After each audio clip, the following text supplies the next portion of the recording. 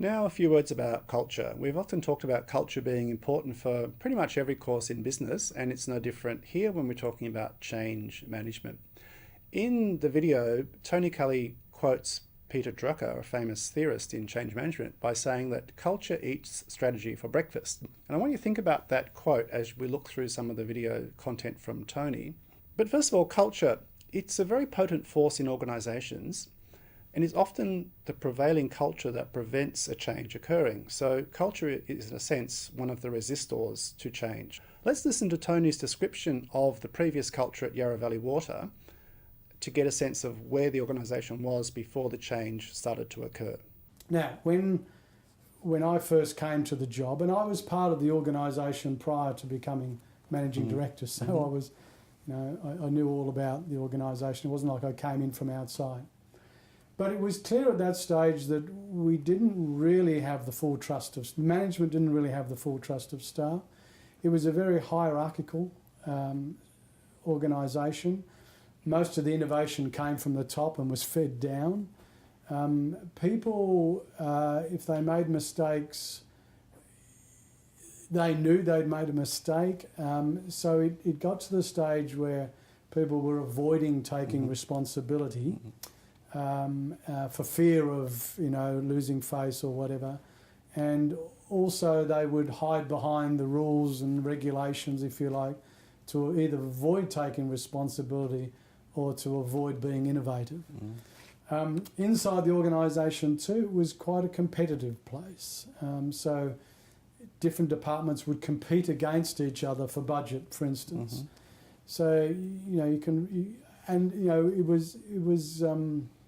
it was quite political inside as well. So a lot of the energy in the organisation was internally focused at, this internal competition, whereas we should have been focused outside, looking at what our customers want, what impact we're having on the environment, how can we deliver better returns to our shareholder, etc. So did you get a feel from Tony that the culture was somewhat bureaucratic, somewhat hierarchical, and perhaps a bit bogged down in the kind of traditional sense of a public sector organisation from the late 20th century? That's my impression from what Tony tells us. So if that was the environment, if that was the culture and it prevented change occurring, then obviously there was a challenge for the organisation and for CEO Tony to create change in the culture. We'll now listen to Tony describe how he went about changing the culture to a situation where the culture actually promoted change rather than resisting it. We set about, looking at this whole issue of culture, understanding that we needed to get that as right as our strategy. We looked at a number of models. The model that we settled on is one that's produced by the Human Synergistics Organisation, which comes out of the US. My HR director tells me it's a very well-researched organisation. I had faith in her, and then I have the faith in the model. We like the model too because it's full of statistics. And we've got an organisation full of engineers and accountants, who want to see the numbers. So when we run the surveys associated with this model, we had all the numbers there. We had the comparisons between ourselves and the rest of the world that were included in the benchmark, that was terrific. That was really good information for us to compare ourselves. We also did in that process. We also looked at what we thought would be an ideal organisation to work in. So that became a benchmark, as well as the better organisations that were contained in the Human Synergistics benchmark. So we had a lot to compare ourselves against. And lo and behold, when we ran the first survey, we were a long, long way back. So it reinforced the view that, we were very competitive internally. We had very perfectionistic tendencies, we were very fastidious about the detail when sometimes it didn't really matter. There was a lot of avoidance going on, a lot of passive resistance. And the more constructive behaviours like, setting and achieving stretch goals, caring for each other, supporting each other, The coaching in the organisation wasn't that strong. Mm-hmm. So those more constructive behaviours were almost absent. Mm-hmm. So we set about a target for our culture. We were coming from a long way back. The benchmark told us that there were organisations that were doing very, very well. And we set ourselves some 5-year targets. Mm-hmm. We just started to put in place a whole bunch of programs which were basically designed to increase the level of trust between management and staff, break down those barriers, to give people more autonomy, to give them more rope, if you like, but also allied with that to give them a strategy. And the strategy was pretty high level, but we left it up to them to work out the how. Mm-hmm. So we defined the what, they got to define the how. And over time, they developed, they surprised me at some of the hows that they came up with.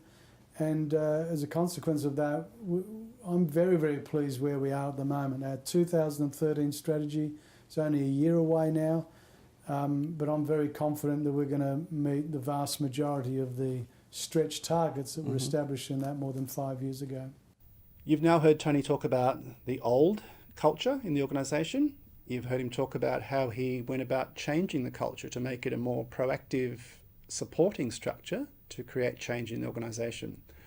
Think about what he's done, and now think about that in more general terms.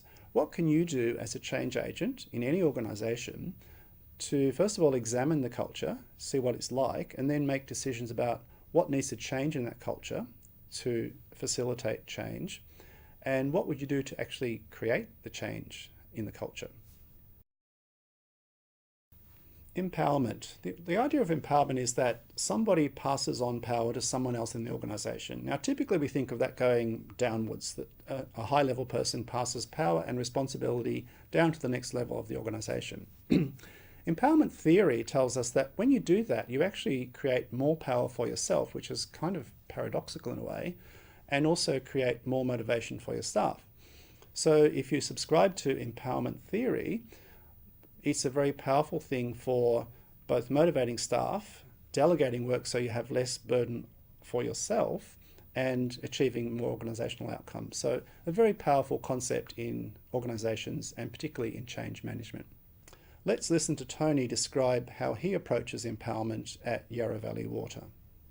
Well, when we first set out on our sustainability journey, there was a lot we didn't know, and it was important for us to build the ownership amongst the staff. And so we didn't create these groups; they volunteered, and I was delighted that they volunteered, and they did play a very useful role in the early stages in sort of helping people understand the nature of the strategy that we were creating, spreading the word, creating the opportunity for people to discuss what the strategy meant, and in that way build ownership and commitment to what we were trying to achieve.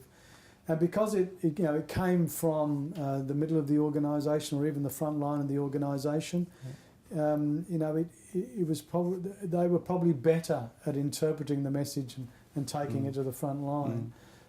So they fulfilled a very useful purpose in the early days. Those groups don't exist anymore, mainly because we've moved on and we've evolved to a stage where the strategy is so well understood, and also it's very clear who's accountable for which elements, that there is no need to have an intermediary anymore. But as I say, they did serve a very useful purpose in the early stages. Having just heard Tony talk about his approach, think again about the things you might suggest for Yarra Valley Water to strengthen the empowerment process in the organisation. What could you do in terms of culture, strategy, structure that would enhance empowerment at Yarra Valley Water? So having looked at empowerment in the sense of a leader handing down power, the flip side of that is people taking up responsibility. So the concept of delegation.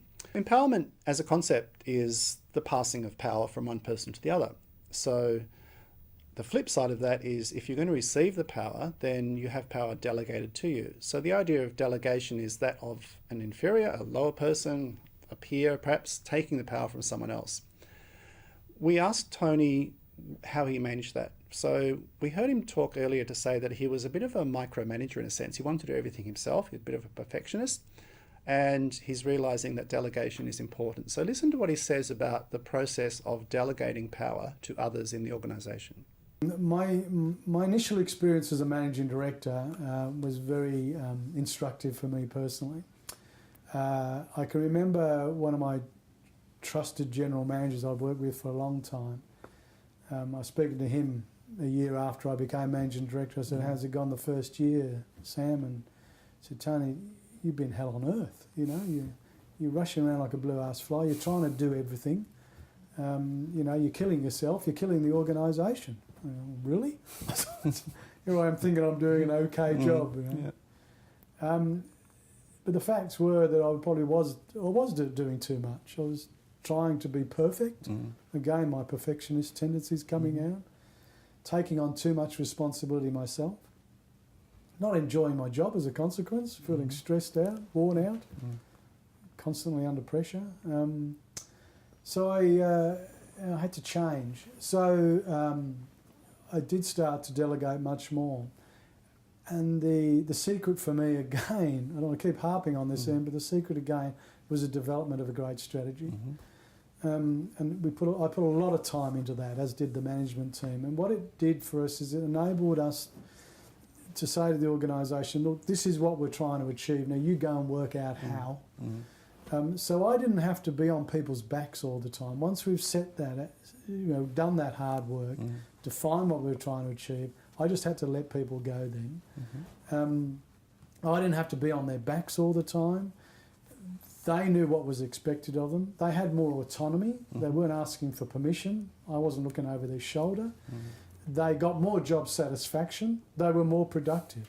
There was more good ideas coming out of the organisation, 100 times more good ideas than I could invent personally.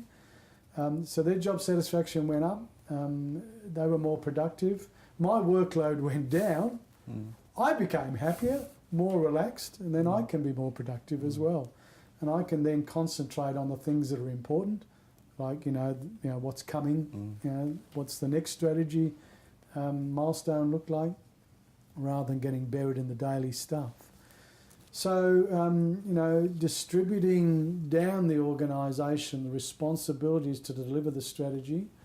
Sure, keep monitoring that and seeing how we're going, but giving people the sense of ownership and autonomy to give them the job satisfaction to enable them to be productive and own their jobs, I think has been one of the secrets of whatever success I've enjoyed at Yarra Valley Water. Tony's made some important points there about delegation, so if you didn't catch them, go back and watch it again, but there are 3 or 4 key points that he raises about the importance of the delegation process. Now, it's not my job to tell you what those points are. It's up to you to go and research them, because that's what makes you a better student. So go away, think about them, link them back to your literature, to your lectures, and think about how you will then apply them in the coming exam case study.